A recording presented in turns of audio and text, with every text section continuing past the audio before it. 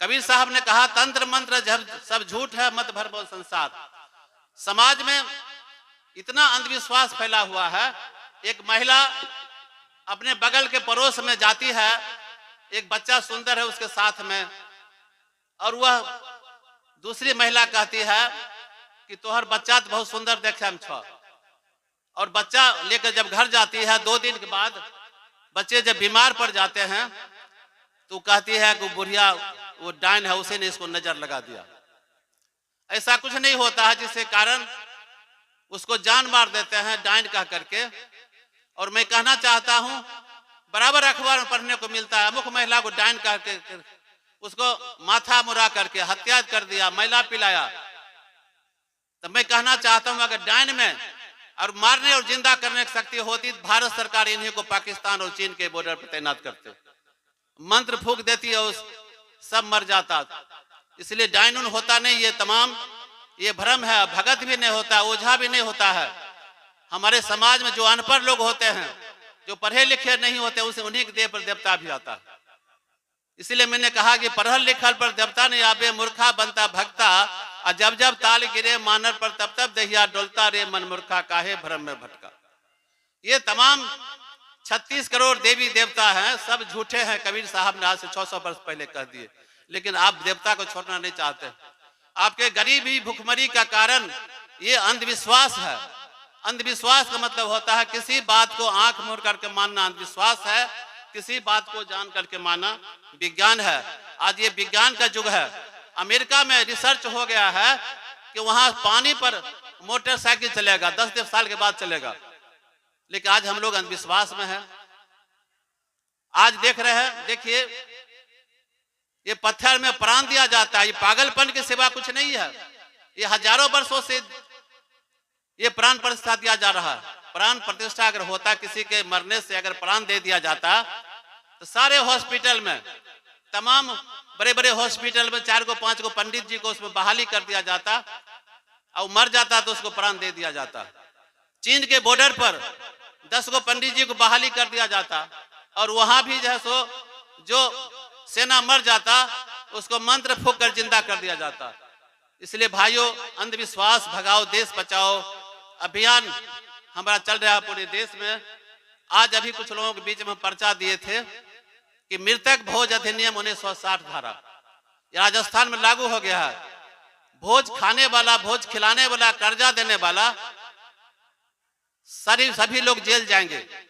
अगर गांव में कहीं भोज हो रहा है, अगर मुखिया जी को यह पता लग जाए कि भोज हो रहा है, अगर कोई आदमी डीएम के यहां दरखास्त दे देगा तो निश्चित रूप से उसको भी 3 महीने की सजा है। इसलिए और मैं कहना चाहता हूं कि आदमी जब मर जाता है तो उसको जला दीजिए चाहे गाड़ दीजिए, उसके बाद दूसरा कोई संस्कार नहीं, वही संस्कार खत्म हो जाता है और यह शरीर पंचतत्व मिल जाता है। लेकिन समाज में ढोंगियों पाखंडियों ने हमारे समाज के लोगों को वहीं पर जो मरने के बाद उतरी दे देता है, गले में हाथ 2 हाथ गोज दे देता, कहता तुम्हारी मां मर गई, भूत हो गया, प्रेत हो गया। तो हम उनसे पूछते हैं कि प्रेत क्या होता है, उसका प्रमाण हमको दीजिए।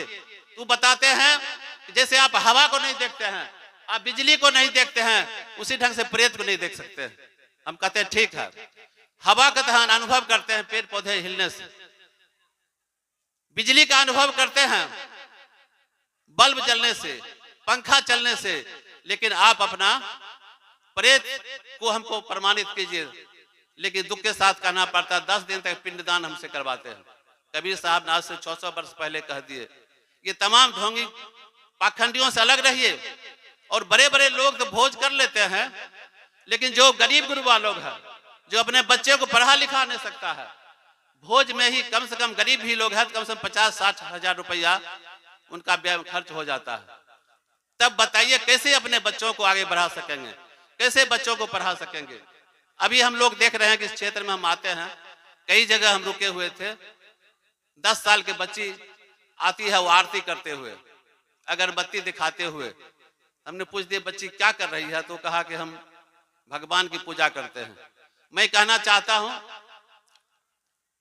कि अगरबत्ती का गंध 2 घंटे तक रहता है, लेकिन किताब कॉपी कलम का गंध जिंदगी भर रहता है। इसलिए हमें कबीर साहब के विचारों पर चलना है। शिक्षा से बच्चों को जोड़ना पड़ेगा। कभी भी आप ये अंधविश्वास में नहीं पड़े कि पिताजी को हम श्राद्ध करेंगे। श्राद्ध करने से आपके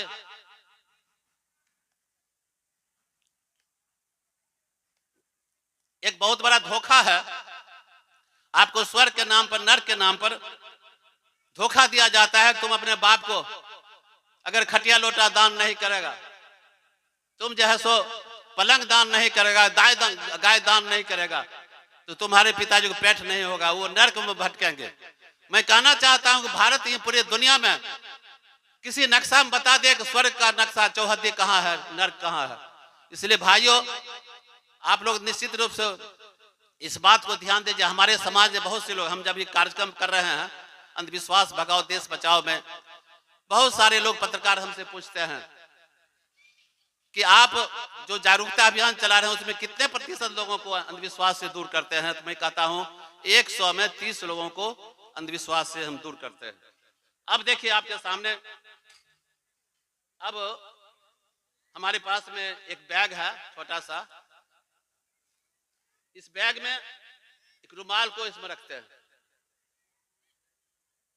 फिर इसको निकालते हैं, अब दिखाते हैं ये खाली बैग, इसमें इसको डालते हैं। कहीं कोई जगह नहीं है, लेकिन मंत्र पढ़ते हैं, फूंक मार देते हैं। तो देखिए हम अपने साहब जी का भी स्वागत करते हैं।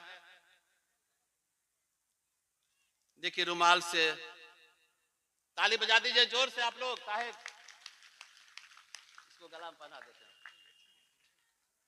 ये देखिए यहाँ कोई जंतर मंतर नहीं है। ये कैसे हुआ सो जान लीजिए। ये ऑपरेटर्स का कमाल है। हम लोग दिल्ली से सामान मंगाते हैं जादू का, आप लोगों को जागरूक करने के लिए। इसका नाम है चंजेर बैग। इसमें 2 बैग है, पीछे एक चाबी है। इसी का कमाल है, घुमाते रहते हैं। देखिए घुमा दिए तो ये निकल गया। पहले देखिए हम इसको रख दिए रुमाल को, और इसको पीछे से घुमा दिए तो ये बंद हो गया। फिर इसमें इसको रख दिए, और फिर इधर से चाबी को घुमा दिए तो इधर चला आया। तो ये इसमें अगर 500 रुपया का आप रुपया देंगे तो उसको हम 5 रुपया बना देंगे, क्योंकि 5 रुपया पहले से उसमें रहेगा, तब हो सकता है। बोल दे कबीर साहब के। तो आप लोगों से मेरा अनुरोध है कि अपने बच्चों को विज्ञान की शिक्षा दें, ये धर्म की शिक्षा नहीं। धर्म हमारे देश को डुबा कर मार दिया। धर्म कहता है आंख मूंद करके मानो, जानने का प्रयास नहीं करो। लेकिन विज्ञान कहता है आंख खोलो, प्रश्न करो। लेकिन हम लोग प्रश्न नहीं करते, आंख मूंद कर केवल हम मान लेते हैं।